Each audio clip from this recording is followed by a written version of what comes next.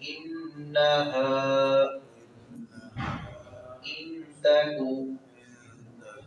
مثقال حبة من خردل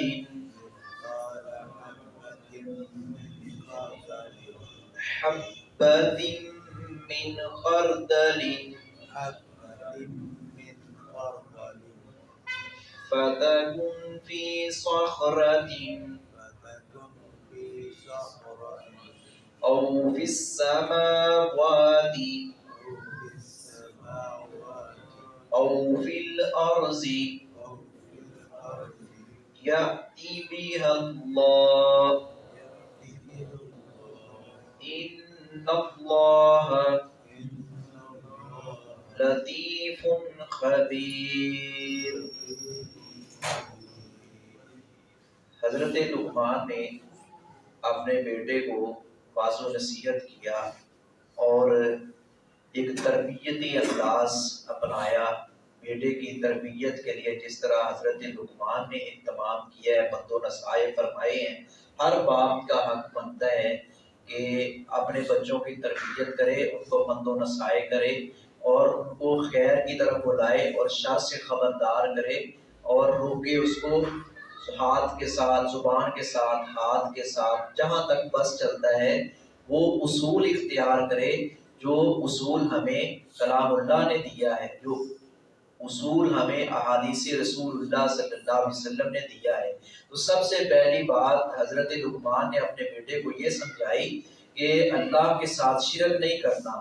جو بندہ توحید پرست ہے، جو اللہ رب العزت کو ہی نفع نقصان کا مالک سمجھتا ہے، اسی کو ہی اپنا کارساز سمجھتا ہے، اس کے ساتھ کسی کو شریک نہیں ٹھہراتا، اس کے ساتھ کسی اور کو کارساز، کسی اور کو نگہبان نہیں سمجھتا، حقیقی ملجا و ماوا اللہ رب العزت کی ذات کو سمجھتا ہے تو وہ کامیاب ہے۔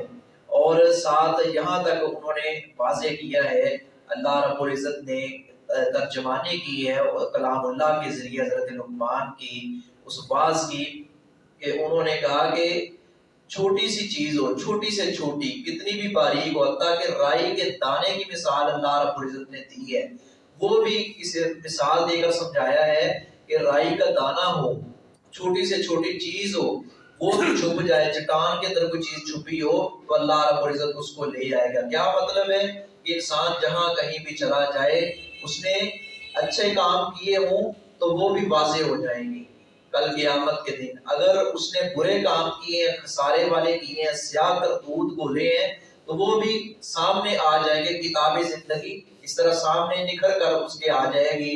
تو اللہ رب العزت نے فرمایا کہ یہ شرک نہیں کرنا، اس کے ساتھ ساتھ اپنا یہ عقیدہ پختہ رکھنا ہے کہ اللہ بڑا ہی باریک بین بھی ہے اور خبردار بھی ہے، وہ ہر چیز سے باخبر ہے، اور کوئی ذات نہیں ہے جو ہر چیز سے باخبر ہو۔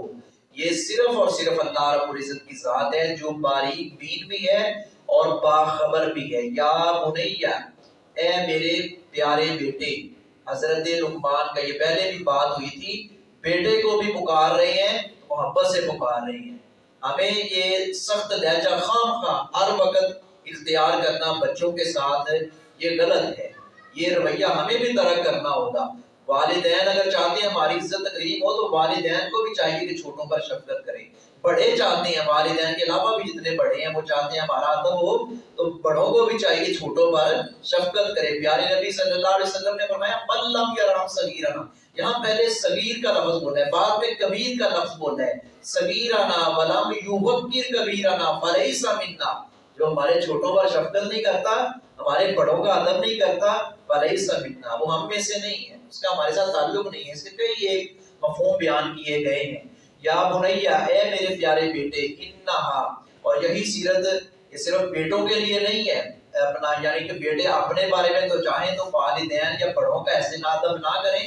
حضرت ابراہیم اور حضرت اسماعیل کا جگہ جگہ تذکرہ ہے۔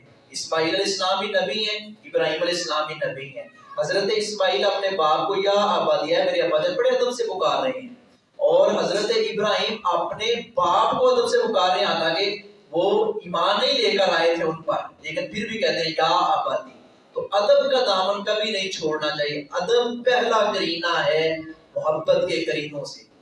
یا بنیا اے میرے پیارے بیٹے، انہا بلا شبہ وہ سے مراد وہ اچھائی یا برائی جو کی ہے، ان تاکو اگر ہو مثقال حبت رائی کے ایک دانے کے برابر، مثقال حبت من خردل رائی کے ایک دانے کے برابر بھی.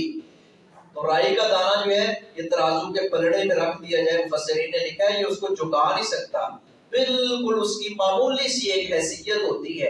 اتنی بھی کسی نے برائی کی ہوگی یا نیکی کی ہوگی وہ آ جائے گی سامنے فتح، تو پھر وہ ہو فی صخرۃ کسی چٹان میں، وہ کسی چٹان میں چھپ جائے تو وہاں جا کر اپنا کوئی اس طرح کا کوئی معاملہ کرے یا منظر عام پر کرے، وہ ذرہ برابر ہو یا بڑی ہو یا چھوٹی ہو، صغیرہ ہو کبیرہ ہو، جہاں کہیں بھی وہ کرے گا، او فی السماوات یا آسمانوں میں، او فی الارض یا زمین میں. اس میں اللہ رب العزت کو لے آئے گا. اس میں دوسرا مفہوم یہ بھی ایک بنیادی طور پر نکلتا ہے جو مفسرین نے بیان کیا ہے کہ وہ نیکی اور برائی کے ساتھ کہ وہ بھی اللہ رب العزت کو منظر عام پر لے آئے گا. یا آسمانوں میں کوئی چیز چھپی ہوئی ہو، او فی الارض یا زمین میں، یاتی بہ اللہ تو لے آئے گا اسے اللہ. یہاں تک کہ ہمارا اللہ تعالیٰ کے فضل و کرم سے عقیدہ ہے، ہمیں استقامت بھی دے اور اس کے اندر جو کمزوریاں عقیدے کے اندر ہماری اصلاح بھی فرمائے کہ سیاہ رات ہو، کالی رات ہو اور سیاہی چھائی ہوئی ہو تو اللہ رب العزت زمین پر چلنے والی چونٹی جو ہے اس کی حرکات و سکنات سے بھی واقف ہے. اتنا اللہ رب العزت باریک ہے، اتنا باخبر ہے. حتیٰ کہ بعد نے تو یہاں تک لکھا سیاہ پتھر پر چل رہی ہو، سیاہ رات ہو اور چونٹی کی آہٹ کو اللہ رب العزت سن بھی رہا ہے، دیکھ بھی رہا ہے. وہ سمیع بھی ہے، وہ بصیر بھی ہے. اس سے بڑھ کر اعلیٰ سماعت اور بصارت کسی کی نہیں ہے. یا اتی بھی اللہ تو لے آئے گا اسے اللہ رب العزت. ان اللہ بلا شبہ اللہ رب العزت لطیف نہایت باریک بین ہے، خبیر خوب باخبر ہے. عمومی طور پر بعض لوگ نام رکھتے ہیں یہ اللہ کے اسماء صفات کے ساتھ اس طرح کے اچھے نام رکھنے چاہیے. عبد اللطیف، لطیف اللہ رب العزت کی ذات ہے. عبد کا معنی ہے بندہ ہے، یعنی وہ باریک بین ہے اور اس باریک بین کا یہ بندہ ہے عبد اللطیف. تو لطیف اللہ رب العزت کی ذات ہے، وہ باریک بین ہے. کتنی بھی باریک سے باریک چیز ہو وہ دنیا کی اپنا ایجادات تو شاید جواب دے جائیں اور یقیناً دے جائیں کہ اللہ رب العزت کی ذات کی طرف سے کوئی جواب نہیں آئے گا. وما علیہ الا البلاغ.